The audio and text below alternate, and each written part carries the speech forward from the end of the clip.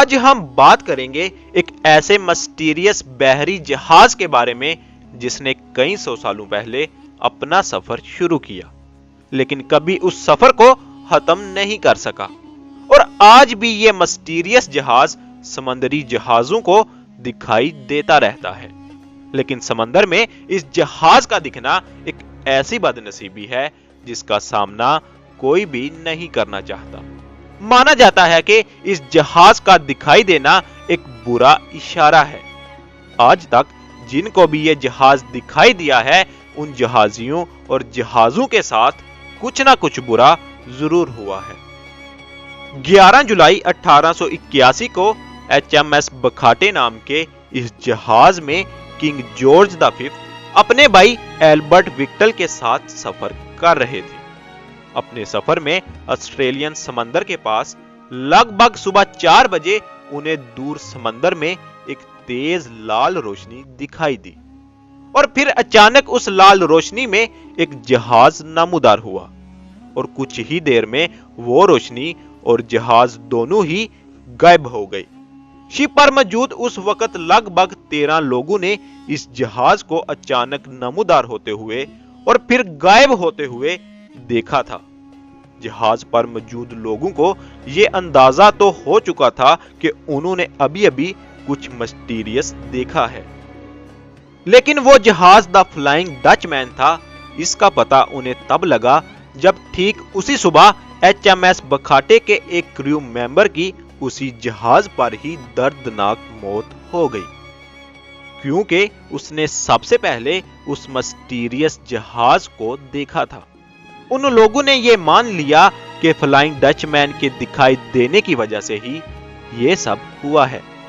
وہیں دا flying Dutch مین جس کی دہشت ایک وقت میں پورے افریقہ کے اوشین پر تھی،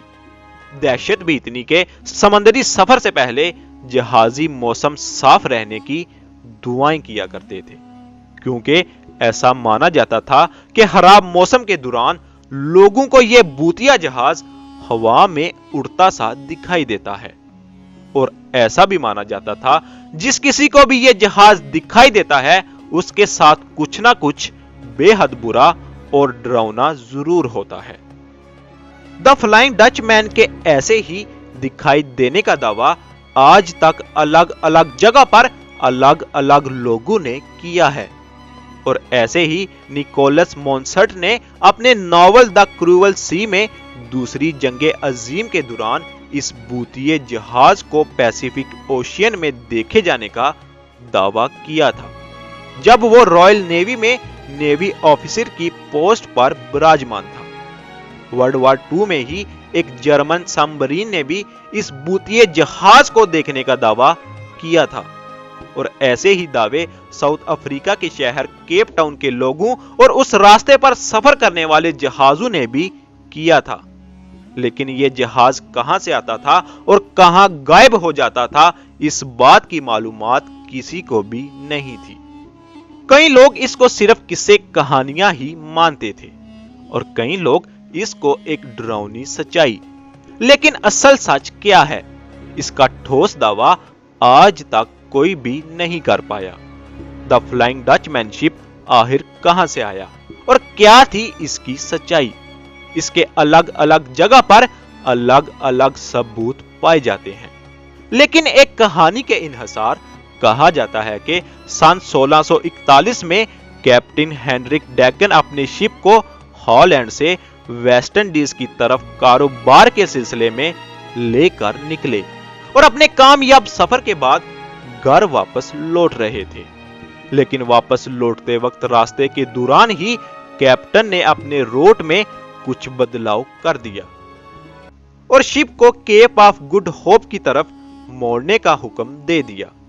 کریو ممبرز کیپٹن کے اس فیصلے سے بے حد ناخوش تھے،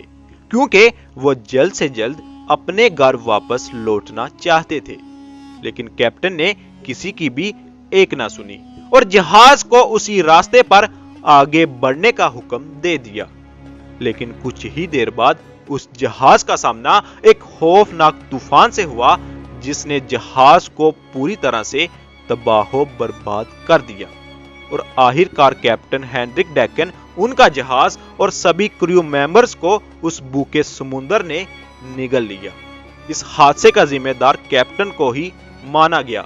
جس کو فلائنگ ڈچ مین بھی کہا جاتا تھا، اور سب کریو ممبرز کی بد دعاؤں نے اس جہاز کو ایک بھوتیا جہاز بنا دیا۔